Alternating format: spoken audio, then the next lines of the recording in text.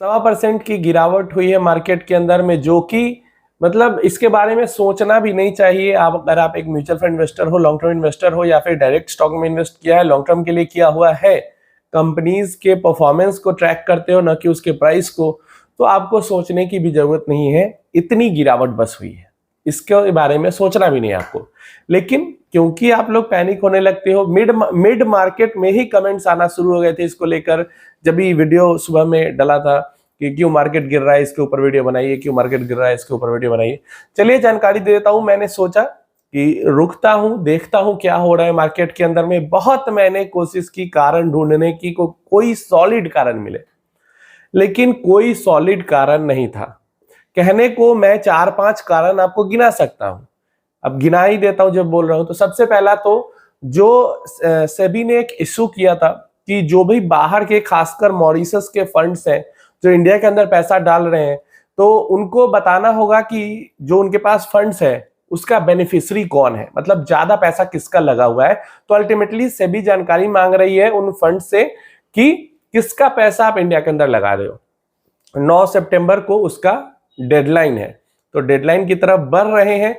हो सकता है ये रीजन हो, तो वो पैसा अपना कुछ बाहर निकाल रहे हो, या फिर जो भी रीजन हो, लेकिन एक ये पॉइंट है।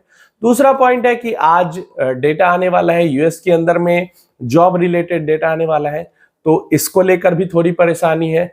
तीसरा कारण है कि एसबीआई को लेकर एक बड़े ब्रोकरेज हाउस ने वहां पे निकाल दिया है रिपोर्ट कि एसबीआई के अंदर में काफी करेक्शन हो सकता है। इसके कारण देखना एसबीआई का स्टॉक भी काफी टूटा है।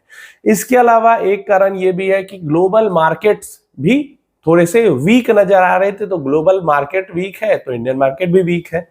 तो ऐसे, इसके अलावा एक और रीजन आप निकाल सकते हो कि लगातार रैली चल रही थी 10 दिन से, तो चलो थोड़ा सा प्रॉफिट बुकिंग हो गया।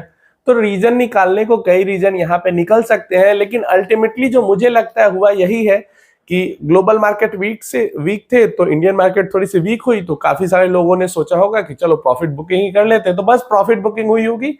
इससे ज्यादा कोई सॉलिड रीजन नहीं है जो कि मोर देन 1% के गिरावट को यहाँ पे सपोर्ट करता है। मैं बनाता भी नहीं इस गिरावट के बारे में वीडियो, अगर कमेंट बॉक्स में या फेसबुक पर मैसेजेस में अगर आप लोग पूछने न लगते कि आखिर हुआ क्या कि अचानक 1% से ज्यादा मार्केट गिर गई। सुबह में न बनाने का रीजन यही था कि ऑलमोस्ट जो ये 1% क्रॉस हुआ है गिरावट, वो लगभग मुझे लगता है 11-12 बजे, एग्जैक्ट मैं एकदम ट्रैक नहीं कर रहा था, लेकिन 11-12 बजे के बाद ही जो मार्केट के अंदर में है वो ज्यादा फॉल हुआ है, 1% से ज्यादा फॉल हुआ, उससे पहले 1% के अंदर ही थी। तो एज ए इन्वेस्टर आपको क्या करना चाहिए? एज ए इन्वेस्टर आपको कुछ नहीं करना चाहिए। एज ए इन्वेस्टर आपको आराम से बैठ के चिल करके, ग्रीन टी पीते हो तो ग्रीन टी, कॉफी पीते हो ब्लैक तो ब्लैक कॉफी, या फिर दूध वाली चाय कॉफी पीते हो तो दूध वाली चाय कॉफी पियो और एंजॉय करो। इसके बारे में ज्यादा सोचने समझने की जरूरत कुछ नहीं। मैं हमेशा आपको कहता हूं कि पॉपुलर ब्रोकिंग हाउस के साथ अपना अकाउंट खोलो, जैसे कि जीरोधा हो गया, ग्रो हो गया, अपस्टॉक हो गया, एंजल वन हो गया, या फिर 5 पैसा भी है। मतलब कम से कम ये मेन स्ट्रीम तो है, या फिर इधर बैंकिंग वाले जो हो गए, ये सब कम से कम मेन स्ट्रीम तो है। अब जाके किसी भी छोटे मोटे ब्रोकर के यहाँ अकाउंट खोल लेते हो, चाहे सेबी रजिस्टर्ड क्यों ना हो। सेबी रजिस्ट्रेशन का मतलब ये नहीं होता कि कोई आपके साथ फ्रॉड नहीं करेगा, चाहे सेबी रजिस्टर्ड हो, चाहे एएमएफआई रजिस्टर्ड हो, चाहे आरबीआई रजिस्टर्ड हो, कोई भी रजिस्टर्ड कंपनी हो, ब्रोकर हाउस हो, कोई एजेंट है, कोई डिस्ट्रीब्यूटर है, अगर सरकारी ठप्पा उस पे लग गया है तो इसका मतलब ये नहीं है कि वो स्कैम नहीं कर सकता।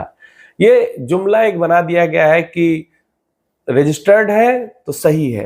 देखो अभी बता इसलिए रहा हूं क्योंकि पास में तो मैंने कई स्कैम्स के बारे में आप लोगों को बताया, जो कि बैंक मैनेजर कर देते हैं, ब्रोकर कर देते हैं, एजेंट कर देते हैं। लेकिन यहाँ पे एक नया स्कैम निकल के सामने आया है, डीबी स्टॉक ब्रोकिंग का। असम के अंदर में स्कैम हुआ है, 7,000 करोड़ रुपए लेके भाग गया ब्रोकर। इसलिए भाग गया क्योंकि यहाँ पे समझो, क्योंकि नॉर्मल ये जो ब्रोकर्स काम करते हैं वैसे वो नहीं काम कर रहा था, सेबी रजिस्टर्ड, लेकिन वो अपने अकाउंट में पैसा लेता था खुद से। ऐसा कहता था लोगों को कि ट्रेडिंग करके मैं पैसा आपको बना के दूंगा, गारंटीड रिटर्न का वादा करता था। रिटर्न कुछ टाइम तक दिया, फिर ज्यादा पैसे इकट्ठे हुए तो वो लेके भाग गया 7,000 करोड़ का।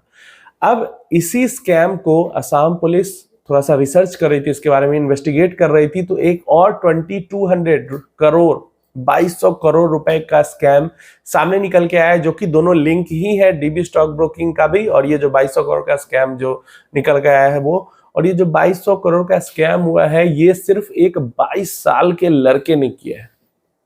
अपने कई सारी कंपनीज बना दी, वहां पे फंड्स को डाइवर्ट कर दिया। तो समझो, हर किसी को पैसा नहीं देना है, हर किसी पे भरोसा नहीं करना है। पैसे के मामले में ऐसे ही ऑर्गेनाइजेशन के साथ जुड़े जिनकी थोड़ी रिस्पेक्ट है मार्केट के अंदर में, जिनका थोड़ा नाम है मार्केट के अंदर में। वो रातों रात आपका पैसा लेके नहीं भाग सकते। अगर जिस तरीके से काम होता है स्टॉक मार्केट का, उस तरीके से अगर आप काम करेंगे तो छोटे ब्रोकर्स भी आपका पैसा लेके नहीं भाग सकते। लेकिन आप अपने अकाउंट की जगह किसी और के अकाउंट में, ब्रोकर कहेगा कि इस अकाउंट में पैसे डाल दो और यहां से मैं ट्रेडिंग करके आपको पैसे बना के दूंगा, तो आपको वहीं पे समझ जाना चाहिए कि स्कैम हो रहा है। तो ये छोटा सा दिमाग, कॉमन सेंस नहीं यूज करते हैं लोग, कहूंगा इन्वेस्टर नहीं, क्योंकि वो इन्वेस्टर नहीं है। इन्वेस्टर रहते तो इतना समझ में होता कि स्टॉक मार्केट में हम अपने अकाउंट से ही पैसा इन्वेस्ट करते हैं, हमारे अकाउंट से ट्रेडिंग अकाउंट में जाता है, ट्रेडिंग अकाउंट से हम स्टॉक खरीदते हैं और वैसे ही पैसा वापस आता है। म्यूचुअल फंड में जो इन्वेस्ट करते हैं, हमारे अकाउंट से सीधा एएमसी के अकाउंट में जाता है, एएमसी के अकाउंट से सीधा हमारे अकाउंट में आता है। बाकी थर्ड पार्टी किसी अकाउंट में हमें पैसे डालने की जरूरत ही नहीं है। रिटर्न्स के लालच में पैसे डालते हैं और फिर स्कैम हो जाता है। समझिए इन चीजों को और इनसे बचिए, आसपास में थोड़ी सी जागरूकता भी बढ़ाइए।